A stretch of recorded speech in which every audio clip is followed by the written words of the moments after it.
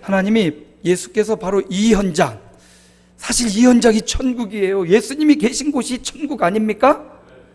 그렇죠. 주님이 계신 곳이 천국인데, 주님이 계셔서 18해 동안 고통받던 여인이 자유함을 얻고 치유함을 받은 곳, 이곳이 바로 천국이 이루어지는 현장이거든요. 주님이 그 천국의 현장에서 비유로 또다시 회중들에게 하나님 나라를 무엇에 비교할고, 하나님 나라를 더 구체적으로 쉽게 알려주고 계시는 거예요. 사실 그들은 이미 하나님 나라를 보고 있고 경험하고 있는 겁니다. 여인이 낫고 사단이 떠나가고 예수님이 그곳에서 계신 그곳이 바로 천국인데, 주님이 그걸 더 비유를 들어서 말씀하셔요. 요즘 이 신천지가 아직도 교회를 위협하고 성도로 가장해서 침입해서 성도들의 마음을 훔쳐가고 있습니다. 특별히 신천지는 비유를 굉장히 좋아하고, 그 비유를 성경적으로 풀이하는 것이 아니라 자기들의 구색에 맞게 인위적으로 비유를 풀어가지고 성도들의 마음을 하나님으로부터 완전히 빼앗아가요. 우리 주변의 교회도 권사님 이야기 들어보니까 50명, 60명이 이 신천지에 자연스럽게 들어와서 성도로 가장하고 와서 사람들을 깨워가지고 우리 주변의 교회가 힘들고 있다고 합니다. 우리도 예수 그리스도를 잘 보고, 비유를 너무 비유만 보고 어떤 사람을 향한 것이 아니라 이 비유는 다 주님을 향한 것인데 잘못 해석하는 이들의 무리에 빠지지 않도록 오늘 비유의 말씀도 잘 마음에 새기시기 바랍니다. 하나님 나라가 바로 천국입니다. 하나님 나라를 무엇에 비유하였고, 주님이 말씀하셔요. 첫째는 하나님 나라는 겨자씨와 같다 말씀하셔요. 이 겨자씨가 작은 씨앗이에요. 지금으로는 더 작은 씨앗도 있는데, 그 당시 이 겨자씨가 가장 작은 씨앗이라고 생각을 했다고 합니다. 그런데 이 겨자씨가 콩알보다 더 작고 좁쌀만 하더라고요. 보니까 그걸 심어서 그거를 팔레스타인 지역에는 이 겨자가 굉장히 일반적인 잡초 같은 풀이라고 해요. 풀이에요. 나무가 아니라. 그래서 팔레스타인에 가면, 이 유대 지역 가면 유채꽃처럼 노란 꽃이 막 피어 있대요. 그게 바로 겨자꽃이고 겨자라는 식물인 거예요. 주님이 어려운, 잘 보지 못하는 희귀한 것 가지고 비유를 들지 않고, 그들이 바로 옆에 보면 저거 봐봐, 겨자나무 있지, 겨자풀 있지, 천국은 마치 저 겨자 씨와 같아, 이렇게 말씀해 주시는 겁니다. 근데 여러분, 이 겨자는 들녘에 가득한 잡초예요. 잡초. 누가 그걸 갖다가 정원에다 심는 사람이 없다라는 거예요. 잡초기 때문에. 그런데 오늘 본문에 보면 이 잡초 같은 풀, 겨자 씨를 받아가지고 어떤 사람이 채소밭에 심었다고 했는데, 이 채소밭은 정확히 번역하면 정원에 심었대요. 아니, 잡초를 누가 정원에 심어요? 정원에 있는 잡초는 다 뽑아내야 되는데, 이 사람은 그 잡초를 갖다가 정원에 갖다가 심은 거예요. 근데 이 심었던 이 겨자 씨가 한 알이 크게 자라가지고, 풀이니까 그렇게 크게 자라지 않는데, 팔레스타인에서 보니까 이것들이 막 서로 의지하면서 자라가지고 한 1m, 2m, 크게 자라면 3m까지 이렇게 자라는 풀인데, 주님 여기서 나무라고 이렇게 표현을 하고 있죠. 정말 작은 거였는데 이게 심겨지고 싹이 나고 커지니까 새들이 깃들었다, 이렇게 말합니다. 새라는 표현도 여러분, 성경에 보면 부정적으로 표현되는 부분들이 많이 있어요. 일률적으로 새가 여기 부정적으로 사용됐으니까 성경에 나온 모든 새는 부정적인 거야? 아닙니다. 문맥을 봐야 돼요. 씨 뿌리는 비유에서 말씀에 씨를 뿌렸는데 길가에 뿌려진 씨앗은 새가 와서 먹었다고 했죠. 여기서 새는 대적, 원수, 마귀, 사단이에요. 하나님 말씀이 선포되었는데 금방 잃어버리게 만들고 그 말씀과 상관없이 살게 만드는 사단을 의미하는 거예요. 근데 오늘 본문의 말씀에 새는 조금 다른 의미입니다. 문맥을 따라 보면 겨자씨 자라서 나무가 되고 그 나무에 깃들려 있는 이 새는 천국에 동행하고 천국을 살아가는 거룩한 성도들을 의미하는 거예요. 그래서 여기 깃들다라는 말씀이 굉장히 마음에 와닿는데, 이 깃들다라는 말은 둥지를 틀다. 여러분, 둥지를 틀면 거기 사는 거예요.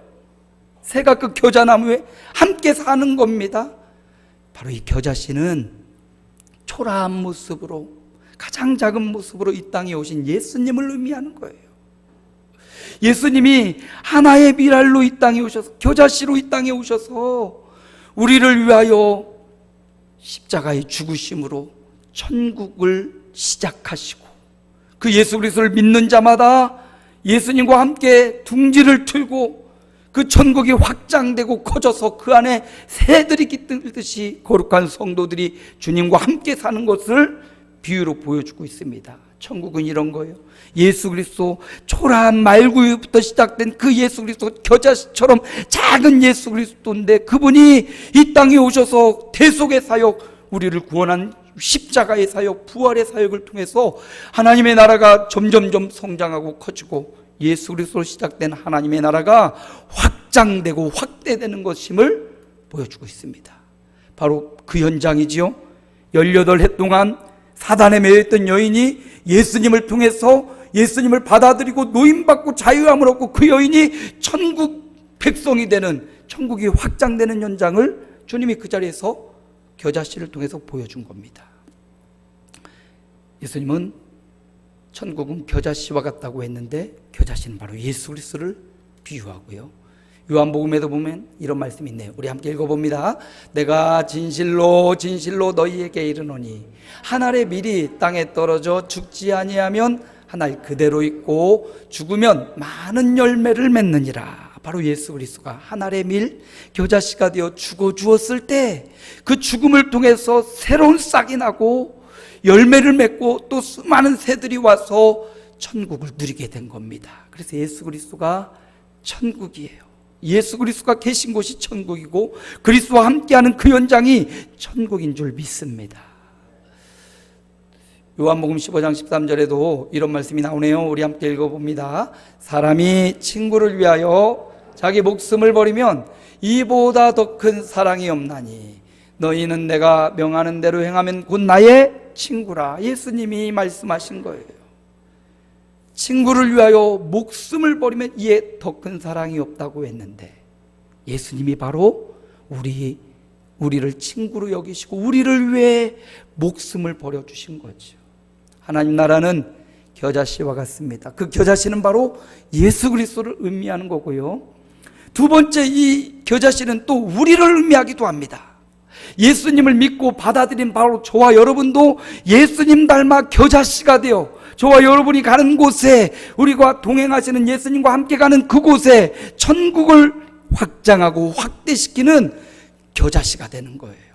그래서 첫 번째 겨자씨는 예수님이고, 두 번째 겨자씨는 바로 저와 여러분 되어서 저와 여러분 가는 그곳마다 천국이 확장되고 확대되는 역사가 있기를 축복합니다.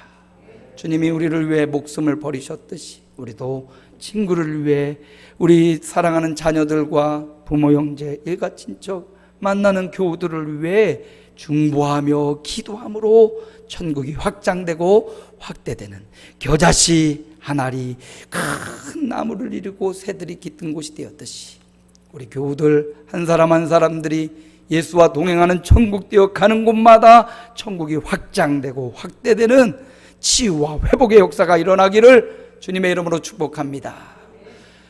두 번째로, 하나님 나라는 누룩과 같다 말씀하십니다.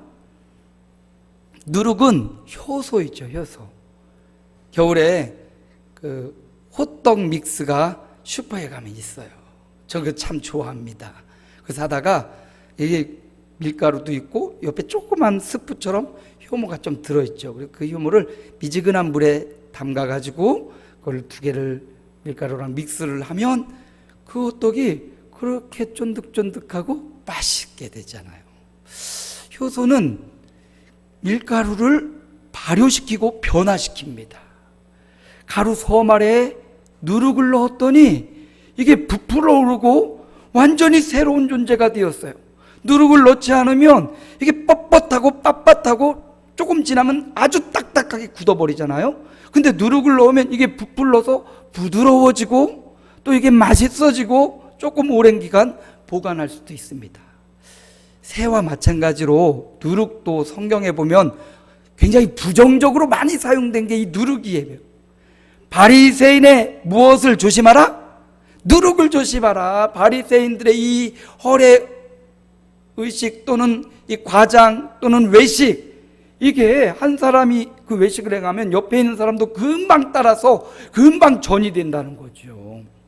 그래서 바리새인의 누룩을 조심하라고 하고, 허황되고 잘못된 행동, 악한 습관, 죄, 이게 누룩에 비유될 때가 많아요. 그런데 오늘 본문의 누룩은 그런 의미로 비유된 게 아니라, 오늘 본문의 누룩은 변화되고 하나 되고 그 삶이 완전히 새로워진 그런 의미로 누룩이 사용되고 있어요. 그래서 성경을 볼 때 한 단어나 동물이나 사물이 동일한 의미로 사용되지 않다라는 것. 그래서 본문을 문맥상 잘 보아서 이 부분의 누룩은 긍정적인 의미, 우리가 변화된 삶을 살아야 된다는 의미구나. 이걸 잘 못 잡아내면 큐티를 잘못하고 잘못된 방향으로 나아가기 쉽습니다. 자, 그래서 본문의 누룩은 변화, 새로움. 천국은 그리스도가 우리 안에 들어오셔서 누룩이 밀가루에 들어와서 부풀어지고 맛있어지듯이 예수께서 우리 삶에 들어오셔서 우리 삶이 완전히 새로움으로 변화되는 것, 그게 바로 천국입니다. 예수 믿기 전에는 내 생각 따라 살았고 돈 벌려고 살았고 건강하려고 살았던 사람이 예수 믿은 후에는 하나님의 영광을 위해 살고 하나님이 기뻐하시는 일을 위해 살고 변화되는 삶 나오는 거예요. 그래서 고린도후서 5장 17절 우리가 즐겨보는 말씀입니다. 한번 암송해 볼까요? 그런즉 누구든지 그리스도 예수 안에 있으면 새로운 피조물이라. 이전 것은 지나갔으니 보라 새 것이 되었도다. 예수께서 우리가 마음에 영접하고 환영하고 모셔드리기만 하면 우리 안에 들어오셔서 우리와 한 몸을 이루시고 죄인된 우리의 인생을 의인으로 변화시켜 주시고 우리 삶을 완전히 변화시켜 주셔서 보라 뭐가 되었도다? 새 것이 되었도다. 새 것 좋잖아요. 우리 사모 사업장에도 가보니까 신상은 신상의 구역이 있더라고. 재고는 재고의 자리가 따로 있어요. 뭐 보기엔 뭐 다를까 했는데 달라요. 재고는 1년 2년 묵은 거예요. 그래서 겉으로 보기엔 좋아 보여도 몇 번 입으면 또 툭툭툭툭툭 올도 나가고, 그러니까 50%, 70%, 30% 막 할인해서 팔잖아요. 신상은 신상이니까 제값 받고 판매하는 거예요. 여기 보세요. 이 새 것이란 의미는 바로 신상이란 의미. 새 것이 완전히 새로워진 밀가루와 누룩이 들어간 밀가루는 같은 밀가루 같아도 완전히 바뀐 거죠. 예수 그리스도가 삶에 들어온 인생은 완전히 다른 거예요. 똑같이 교회를 다니지만 예수가 없는 인생과 예수가 있는 인생은 달라요. 예수가 들어와서 삶을 지배하고 녹아져서 그분의 뜻과 그분의 지도를 받으면 변화된 삶을 살아갈 수밖에 없는 겁니다. 요한복음 8장 12절 우리 함께 읽어봅니다. 예수께서 또 말씀하시어 이르시되 나는 세상의 빛이니 나를 따르는 자는 어두움에 다니지 아니하고 생명의 빛을 얻으리라. 세상의 빛이라고 주님이 말씀하셔요. 주님은 어떤 일을 하시고 그 일에 대해서 내가 누구다 이걸 밝히시는데요, 나면서부터 소경된 자의 눈을 고쳐주신 다음에 주님이 말씀하시기를 내가 세상의 빛이다. 죽은 사람을 살리신 다음에 예수님 뭐라고 해요? 내가 바로 생명이다 말씀하셔요. 오병이어의 기적을 일으킨 후에 내가 길이요 진리요 생명의 양식이다 이렇게 말씀하셔요. 그래서 삶에서 당신이 이루신 기적과 이적을 통해서 내가 누구다라고 밝히시는데, 오늘 본문에 보니까 주님이 세상의 빛이다. 빛이신 그분이 우리 삶 가운데 오셔서 우리를 생명의 빛으로 비춰주시고 우리로 하여금 완전히 새로운 어둠의 자식들이 아니라 빛의 자녀들로 변화시켜 주셨습니다. 누룩은 바로 이런 변화를 의미하는 거예요. 천국은 이런 변화된 사람들의 장소, 변화된 사람들의 모임, 변화된 사람들의 마음, 그것이 바로 하나님의 나라, 천국인 것입니다. 보세요. 하나님 나라가 무엇과 같을까? 겨자씨와 같다. 하나님 나라가 또 무엇과 같을까? 누룩과 같다. 하나님 나라는 그 예수 그리스도로 시작되었고 예수님을 믿고 영접한 사람 안에서 확장되고 확대되고 전파되어 가고요. 하나님 나라는 그 속에서 속으로부터의 변화, 속으로부터의 어둠으로부터 빛으로 나아가는 이런 변화가 바로 하나님 나라의 핵심이다라는 걸 보여줍니다. 자, 이 두 가지 사실을 통해서 하나님 나라는 성장하고 변화된다 라는 사실을 알 수 있죠. 오늘 저와 여러분 안에 계신 예수께서, 오늘 저와 여러분을 인도하시는 성령께서 오늘도 저와 여러분을 성장하도록 말씀 앞에, 믿음 앞에 성장하게 하시는 분이신 줄 믿습니다. 더 나아가 그분께서 우리 안에 옛 성품, 죄악의 성품을 변화시켜 주실 줄로 믿습니다. 오늘도 그분을 신뢰하고 그분을 받아들이고 그분의 지도를 받는 한 사람 한 사람이 이렇게 성장하고 이렇게 변화되기를 축원합니다. 그러려면 세상에 익숙하려고 하면 안 돼요. 하나님께 익숙한 사람들이 될 때 그 하나님 나라가 내 안에서 확장되고 변화가 일어납니다. 하나님 나라는 왔는데 여전히 세상에 익숙하려고 세상 것에 집착하면 이런 변화와 확장의 삶을 살 수가 없어요. 성경에 나오는 에스라라는 사람을 보니까 그는 이런 사람이었어요. 함께 읽어봅니다. 그는 이스라엘의 하나님 여호와께서 주신 모세 율법에 익숙한 학자로서 그의 하나님 여호와의 도우심을 입음으로 왕에게 구하는 것은 다 받는 자이더니, 에스라는 바벨론의 신하였습니다. 그럼에도 불구하고 그는 율법에 익숙한 사람이었어요. 여기 익숙하다라는 말은 신속하다, 준비되다라는 의미를 갖고 있습니다. 하나님의 말씀에 신속히 반응하는 사람, 하나님의 말씀에 준비된 사람, 그가 바로 익숙하다라는 의미예요. 세상에 준비되고 세상에 신속해야 이 땅에 살 동안 잘 살 수 있고 남들보다 뛰어날 수 있겠지요.